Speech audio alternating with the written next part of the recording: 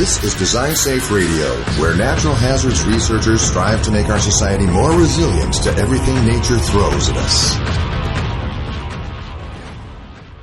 We also test non-structural components. So this was like a test on the upper left. This was a multi-directional test for pipelines. Oh, wow. Because if you're concerned about resilience, you have to encounter everything, right? Because not only your lateral force resisting system, you have to include everything with you. We have two large scale soil box to include like source structure interaction in your hybrid simulation. It's also a good application for like offshore wind structures.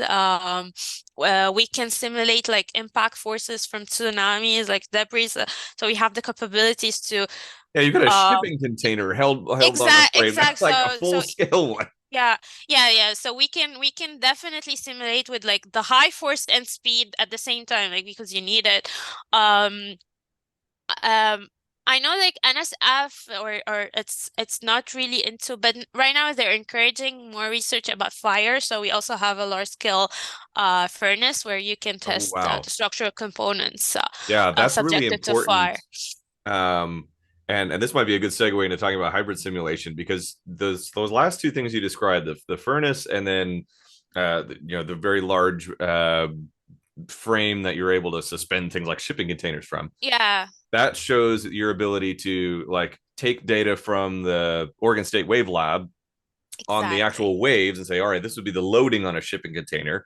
Now we take the actual shipping container and ram it into something, and then we'll be able to see what the actual force is, given that this shipping container is being transported by a tsunami, and then correlate that back to testing at the Wave Lab of how different sizes and masses of things move in the waves, because we know from scaling laws, the physics of shipping containers and other solid objects don't scale the same as fluids. Yeah. So you mentioned a really important point, is that we don't only do like real-time hybrid simulation only at Lehigh, but we do what we call a geographically distributed hybrid simulation, where two facilities can work in real time together. And we have a lot of projects like this. So for example, I'm going to show you later like videos that we had a collaboration with FIU, where we collect the wind pressure from the wall of wind and simulate make a hybrid simulation at Lehigh. So we had like two NHERI facilities working at the same time to have an accurate simulation about what's happening to the building under wind loads. So this is very important to mention, that we're not working solo here. We definitely can and encourage to work together as a community. Yeah. Let's take a little bit to just kind of back up a level and describe real-time hybrid simulation, and then you can talk about some more of the really cool stuff that you're doing with it. Yeah. So real-time hybrid simulation, we can like divide each word alone. So it's just, I'm gonna be super like simplistic to explain to people who were never involved in these kind of experimental techniques. So real time, let's talk first about real time. It's done in real time. So the experiment is performed in real time. And then hybrid means it combines two substructures. One that is cyber, which is in a numerical model that is we definitely know a lot about. So we have a sophisticated numerical model. We don't need to test it anymore in the lab physically. And so this is the cyber part, cyber substructure. So you have your tall building with any material. So I can model a steel structure, I can model a concrete structure, a timber structure, whatever. And then you have the physical part, which is the experimental part. You have a new device or a structural component that is hard to model. So we don't have a good model about this structural element. So we have to physically test it in the lab. Okay.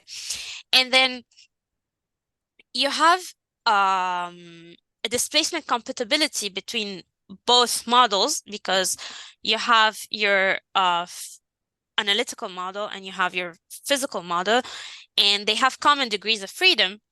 So you can get the restoring forces and displacement from both of them that are actually combined in the simulator or the coordination from like the equation of motion, for example, and then you can apply any type of natural hazard like wind or earthquake in there. So and this is a very cost-effective technique. Oh yeah. Yeah, because actually I will tell you, like yesterday, I was talking to Tommy, our IT research scientist in the NHERI facility, and I was like asking him like, we've been doing this from like 2003 at Lehigh, and I said like, do you know how many tests real-time hybrid simulation we've conducted at Lehigh? And we checked the data, and I have the number written. It was like 4,217 tests. Whoa. So imagine if let's assume we have the money, which is not true. Imagine every time I have a new damper I want to test, or I have a new connection I want to test, a new structural system I want to test. Imagine we have to go to the lab, build the large scale structure, 4,200. Right, you got to build a whole building, right? One of my favorites that you guys done was like simulating a parking garage. And the only part of it you built was like this very small, relatively, frame, Exactly. full scale components, but a substructure with some dampers in it. But then the rest of the parking garage is simulated. Exactly. And it acts like it would in real life. Yeah, exactly. So imagine the time and money you're saving in doing this kind of testing. And also, since you can, like, we have the capability to have very rigorous numerical models that can include all effects. So you can include, even if you can actually build the specimen in the lab, you imagine you have to have like the soil and foundation. What if you have like a fluid structure interaction? You can add all of these in one experiment, but you can definitely have the capability to do it in numerically. So it gives you like a very good, or like a very accurate simulation of the response of the infrastructure when you want to include so many aspects. Yeah, like you could, for example, you're mentioning Tallwood earlier. Like a really good research project actually would be taking the data, and they have the actual numerical model of the 10-story tall building that was shaken at the UCSD shake table, and what happens if it's in a place that would be inundated by a tsunami, and let's look at things like shipping containers hitting it. Yeah. So these are all ideas that we definitely have the capability to do it. We just need researchers to come and ask, can we do this? How to do it? Help us like write a proposal and so on. So this is like it's like, I don't know. I always, like, whenever we go and do a hybrid simulation test in the lab, we always say, let's start our magic, because it's in like less than a minute you get most of your answers. Of course, we have sleepless nights before.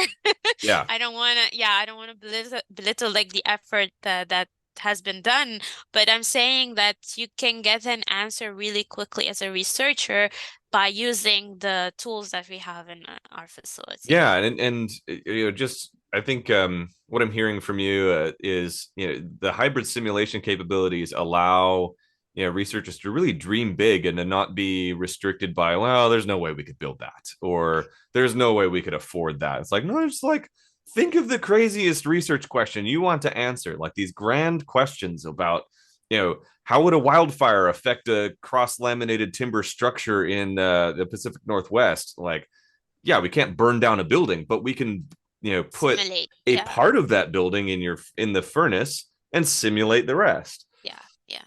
Yeah. So it's always like the go-to if we want to have like a cost-effective technique with like actual simulation of the result. Thanks for listening to today's episode of Design Safe Radio. Be sure to like and subscribe on whatever platform you happen to be listening to this on. It really helps people find our show. Thanks to our amazing sponsors, the National Science Foundation and the NHERI Network Coordination Office, which is award number 2129782. Big thank you to Marty LaChance, our guest booker and topic researcher extraordinaire, and Raquel Ruiz, who is our video and audio editor. I'm your host and NHERI Facility Scheduling and Operations Coordinator, Dan Zahner. We'll see you in the next episode. Until then, stay resilient.